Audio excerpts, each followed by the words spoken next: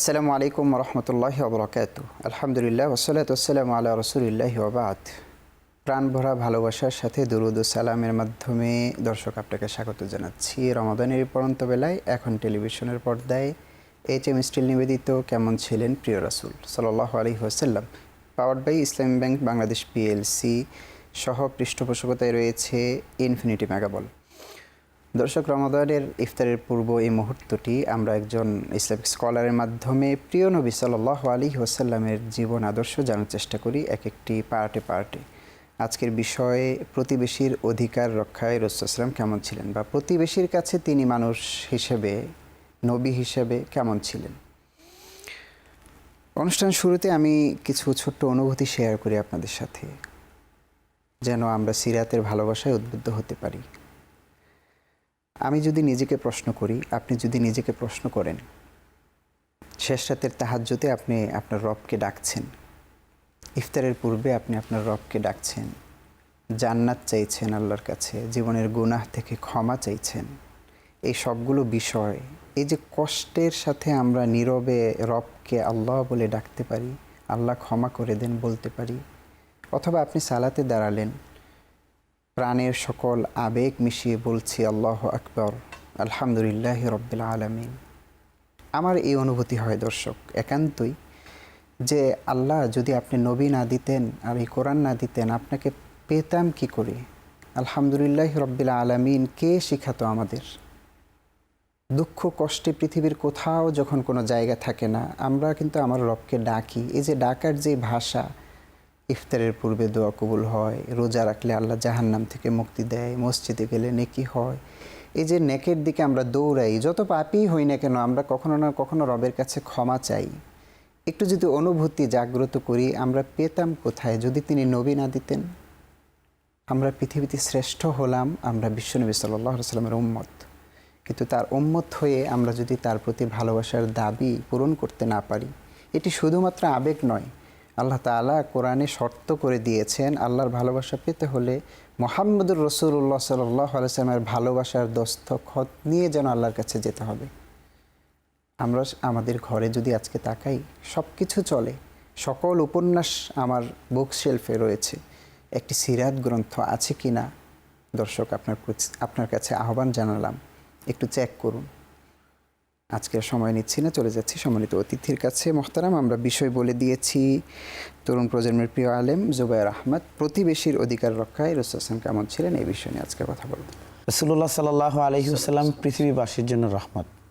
তিনি আমাদেরকে শুধু নামাজ রোজা শেখাননি, শুধু পোশাক আশাক পরিচ্ছন্ন করেননি, বরং আমাদের সুন্দর সামাজিক জীবন দিয়েছেন, আমাদের আখলাক শিখিয়েছেন, কিভাবে আমরা উঠবো, বসবো, মানুষের সাথে কথা বলবো, লেনদেন করব, সবকে পরিচ্ছন্ন করে দিয়ে আমাদেরকে তিনি সোনার মানুষে পরিণত করেছেন। তো রাসূলুল্লাহ সাল্লাল্লাহু আলাইহি ওয়াসাল্লাম প্রতিবেশীর প্রতি কেমন ছিলেন? তিনি রাসূলুল্লাহ সাল্লাল্লাহু আলাইহি ওয়াসাল্লাম এমন ছিলেন যে একজন প্রতিবেশী যদি ভালো না হয়, আমি যদি ভালো না হই আপনার পাশে থেকে, তাহলে আপনার সামাজিক জীবনটা সুন্দর হবে না।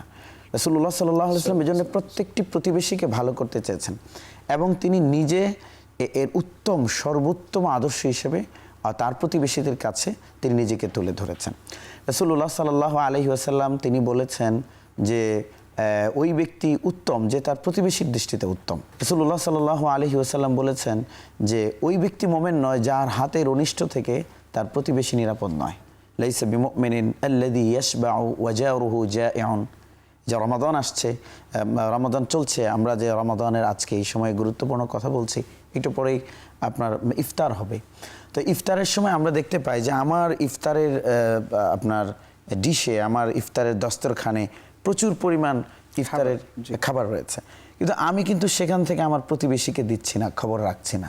রাসূলুল্লাহ সাল্লাল্লাহু আলাইহি ওয়াসাল্লাম সেখানে আমাদেরকে ওয়ার্নিং দিয়ে বলেছেন যে ওই ব্যক্তি মুমিন নয় যে তার পেট ভরে খেয়েছে এটা জানার পরেও যে তার প্রতিবেশী না খেয়ে আছে এটা জানার পরেও। চমৎকার দৃষ্টান্ত। এই পয়েন্টটি আমাদের বাস্তব, এটা এখন তো রমজান মাস চলছে, আমরা দেখি আমাদের অভিজ্ঞতায় ইফতার করানোর জন্য যে অন্যকে প্রাধান্য দেয়া, এই আমলটা আমাদের মধ্যে কম। এমনকি আমরা অনেক সময় এমন হয় পথে ইফতারের সময় হয়ে যায়, কিন্তু সেই আপ্যায়নটা হয় না যে আপ্যায়নটা আরব দেশে আমরা দেখি বা রাসূলুল্লাহ সাল্লাল্লাহু আলাইহি ওয়াসাল্লামের আদর্শে আমরা আপনি যেটি বললেন, প্রতিবেশী পেট পুরে মানে নিজে পেট পুরে খেলেও প্রতিবেশী না খেয়ে আছে। ইফতার আমার চোখের সামনে রোজাদার, আমরা একটু সাধছি না আন্তরিকতার সাথে, আসুন ভাই ইফতার করুন, হয় এটা কিন্তু তুলনামূলক কম আমি দেখেছি। এখানে দুটো বিষয় আছে। একটি হলো আপনার যিনি ইফতার করাবেন তিনি মনে করেন যে আমার খাবারে ভাগ বসাবে ওই লোকটি, অথচ ইসলামের দর্শনটা হলো আমি না খেয়ে আপনাকে দেবো। জি। রাসূলুল্লাহ সাল্লাল্লাহু আলাইহি ওয়াসাল্লাম বলেছেন তো আমুল ওয়াহিদি ইয়াকফি লিল ইসনাইন, একজনের খাবার দুজনের জন্য যথেষ্ট, বরকত তো আল্লাহ রাব্বুল আলামিন দেবেন। এবং আমরা ছোট্ট একটু বিরতি থেকে ফিরছি আপনার কাছে, আরও কিছু পয়েন্ট আছে প্রতিবেশীর অধিকার। দর্শক, সময় হলো ছোট্ট একটু বিরতিতে যাবার, বিরতির এই সময়টুকু দরুদ সালামের সাথে কাটে আসুন। আল্লাহুম্মা সাল্লি ওয়া সাল্লিম ওয়া বারিক আলাইহি।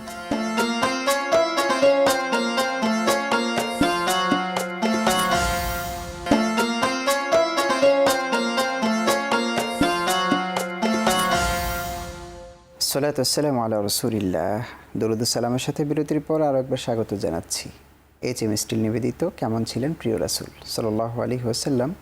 পাওয়ার বাইতে রয়েছে ইসলামী ব্যাংক বাংলাদেশ পিএলসি, সহ পৃষ্ঠপোষকতায় রয়েছে ইনফিনিটি মেগামল। প্রিয় নবী সাল্লাল্লাহু আলাইহি ওয়াসাল্লামের জীবন আদর্শ ভিত্তিক এই আয়োজনে আমরা আজকে শুনছিলাম প্রতিবেশীর অধিকার রক্ষায় রাসূল সাল্লাল্লাহু আলাইহি ওয়াসাল্লাম, রয়েছেন মুহতারাম মাওলানা জুবায়ের আহমদ। ইসলাম কিন্তু ভোগের আদর্শ শেখায় না, ইসলাম আমাদেরকে ত্যাগের আদর্শ শেখায়। আপনি জানেন যে ইয়ারমুকের যুদ্ধের একটা ঘটনা আমরা জানি যে তিনজন সাহাবী যুদ্ধে খুবই ক্ষতবিক্ষত ছিলেন। তারা একজন আরেকজনকে পানি দিতে গিয়ে নিজেদের প্রাণ শেষ হয়ে গেছে, কিন্তু একজন এ প্রাণ যখন ওষ্ঠাগত সেই সময় বলছেন যে আমার এই পানিটা আমাকে না দিয়ে আমার ভাইকে দিন, তিনি তৃষ্ণার্ত। তো সেই আদর্শ তো ইসলাম আমাদেরকে শেখায়। তো আমাদের এটা মনে রাখতে হবে যে আমার খাবারটা আরেকজনকে দিলে কমবে না, বরং বরকত আল্লাহ রাব্বুল আলামিন দেবেন। রাসূলুল্লাহ সাল্লাল্লাহু আলাইহি ওয়াসাল্লাম বলেছেন যে কোনো ব্যক্তি যদি রোজাদারকে ইফতার করায় তাহলে তিনি ওই রোজাদার সারাদিন রোজা রেখে যে সওয়াব পাবেন তাকে সমান সওয়াব দেওয়া হবে। তো এই জন্য প্রতিবেশীর প্রতি আমাদের রমাদানে বিশেষ খেয়াল রাখা দরকার। রাসূলুল্লাহ সাল্লাল্লাহু আলাইহি ওয়াসাল্লাম কত চমৎকার বলেছেন আবু যর গিফারিকে, ইয়া আবা যর ইযা তাবাখতা মারাকাতান ফাজিদ মাআহা, তুমি যখন তরকারি রান্না করো তখন তাতে পানি বাড়িয়ে দিও, কেন? একটু ঝোল হলেও যেন প্রতিবেশীর ঘরে দিতে পারো। তো রমাদান চলছে, আমাদের উচিত আমার প্রতিবেশী সাহারিতে কিছু খেতে পারছে কিনা সেটা খেয়াল রাখা, এবং আমার প্রতিবেশী ইফতারে কিছু পাচ্ছে কিনা। এবং তিনি স্পষ্ট করে বলেছেন যদি কেউ ক্ষুধার্ত মানুষকে খাদ্য দেয় তাহলে যে ব্যক্তি খাদ্য দিল আল্লাহ রাব্বুল আলামিন তাকে হাসরের ময়দানে জান্নাতের ফলমূল খাইয়ে তার কলিজা ঠান্ডা করে দেবেন। সেজন্য আমরা কিন্তু সামান্য একটু খাবার বাঁচিয়ে আমাদের প্রতিবেশীর খোঁজখবর রাখতে পারি। তো এইভাবে তিনি চমৎকারভাবে আমাদের সমাজে একজন প্রতিবেশীর প্রতি আরেকজন প্রতিবেশীকে তিনি দরদি করে তুলেছেন, সহানুভূতিশীল করে তুলেছেন, শ্রদ্ধাশীল করে তুলেছেন, এবং প্রতিবেশীর হকের ব্যাপারে সচেতন করে তুলেছেন। আমরা যদি রাসূলুল্লাহ সাল্লাল্লাহু আলাইহি ওয়াসাল্লামের জীবনী থেকে সে আদর্শটি নিতে পারি, দুইজন প্রতিবেশী পাশাপাশি দুইজন যদি ঠিক হয়ে যায়, এভাবে প্রত্যেকের পাশের দুইজন ঠিক হয়ে গেলে কিন্তু সমাজ ঠিক হয়ে যাবে। হকের ব্যাপার যেটি রয়েছে ইসলামের, যে ওদের হক নষ্ট না করা এবং মানবিক দৃষ্টিভঙ্গি। এবং আরেকটা সবচেয়ে গুরুত্বপূর্ণ বিষয়, তিনি বলেছেন যে ব্যক্তি আল্লাহ এবং পরকালে বিশ্বাস রাখে সে যেন প্রতিবেশীকে কষ্ট না দেয়। তাহলে আমাদেরকে চিন্তা করতে হবে, আমি যদি গাছ লাগাই, গাছ তো পরিবেশের জন্য অনেক দরকার, উপকারী, বাট এই গাছটা প্রতিবেশীর ক্ষতি হচ্ছে কিনা। আজকে একেবারে শেষ পর্যায়ে আপনাকে কৃতজ্ঞতা জানাচ্ছি, শুকরান জাযাকাল্লাহ।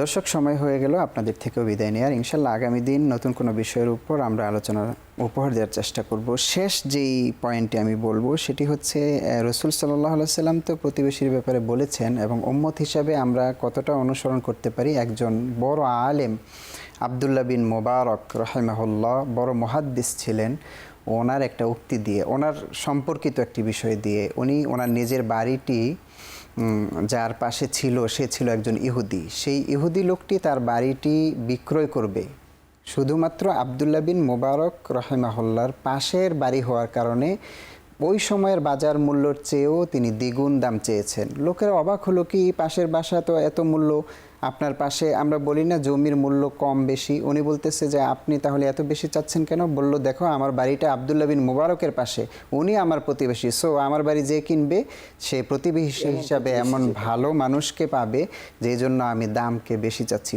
দর্শক বুঝতেই পারেন তাহলে কতটা ভালো শিক্ষা ইসলাম আমাদেরকে দেয়, যে প্রতিবেশীর হওয়ার কারণে মানুষ ধন্য হয়ে বাড়ির দাম পর্যন্ত দ্বিগুণ করে ফেলতে পারে। আল্লাহ তাআলা আমাদেরকে উপলব্ধি করার তৌফিক দান করুন। আগামী দিন দেখা হবে ইনশাআল্লাহ। আসসালামু আলাইকুম ওয়া রাহমাতুল্লাহি ওয়া বারাকাতুহু।